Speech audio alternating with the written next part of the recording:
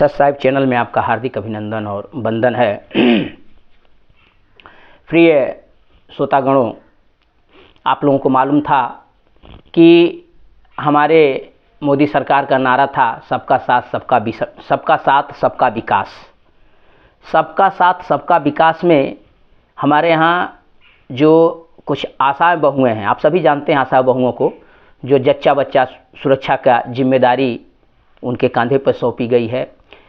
साथियों, आशा बहुएं ने कोरोना काल में घर घर जा कर के हमारी सरकार की जो है कि मदद की थी और हमारे देश के लोगों को अपनी जान जोखिम में डाल के, कोरोना काल में आशाओं ने जान जोखिम डाल के देश के मरीजों के, देश के लोगों का जो है कि सुरक्षा का जिम्मा अपने जो है कि अपने जिम्मे लिया था और घर घर जाके जो है कि इसका रिपोर्ट सरकार को दे रही थी। लेकिन साथियों, जहां आज उनकी जो दुर्दशा, उनकी बहुत ही दयनीय हमारे देश में है, बहुत ही बुरी हालत है। पहले तो यह है कि उनका कोई अपना मानदेय नहीं है, उन्हें बंधुआ मजदूर की तरह रखा गया है। उनके काम पे दाम है और वो काम पे दाम पे भी सही समय से नहीं दिया जाता है। बहुत ही यह निंदनीय बात है। आशा बहुएं कई बार जो है कि सरकार से आवाज़ें उठाई, गुहार लगाई कि सरकार उन्हें निश्चित मानदेय दे करके उन्हें मुख्य धारा से जोड़ें। लेकिन यहाँ नारा तो लगता है सबका साथ सबका विकास, लेकिन यह नारा जो है कि पूर्ण तरह से लागू नहीं होता है। साथियों, हम बात अपने देश में नारी सशक्तिकरण की करते हैं, तो क्या ये गरीब आशा बहुएं हमारे समाज, हमारे देश की नारी नहीं है? क्या इनके बारे में सोचना या विचार करना सरकार की जिम्मेदारी नहीं है?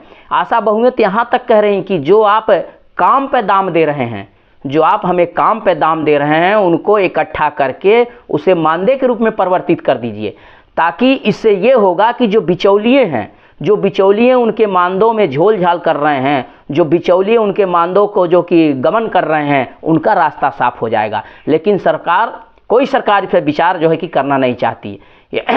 मेरा कहने का मतलब यह है कि मैं ये कहना चाहता हूँ, अगर ये आशा बहुएं भी हमारे समाज, हमारे देश की अगर नारी हैं और जिस देश में नारी सशक्तिकरण की बात की जा रही है, तो उन पर गहनतम विचार होनी चाहिए। विचार करके उनके मांगों को पूरी करना चाहिए और उनका जो है कि निश्चित मानदेय लागू करके उन्हें मुख्य धारा से जोड़ना चाहिए। मानदेय तो दूर साथियों, उनके साथ जो है कि कहना चाहिए एक ऐसा सिस्टम है कि जो उनके काम पे जो दाम है वो भी सही रूप से नहीं है। बहुत से काम है उनको जो है कि निःशुल्क करवाया जाता है, फ्री में काम करवाया जाता है।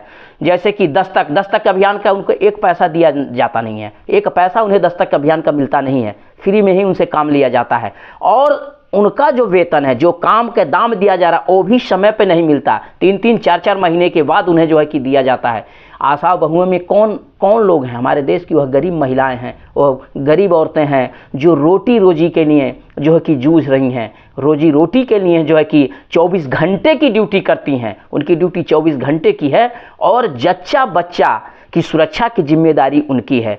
और हमारे यहाँ जो स्वास्थ्य विभाग का, कहते हैं कि स्वास्थ्य विभाग की जो मूल ढांचा है, जो मूल आधार चीज़ें हैं, उनकी पूरी जिम्मेदारी आशा बहुओं के कंधे पे है।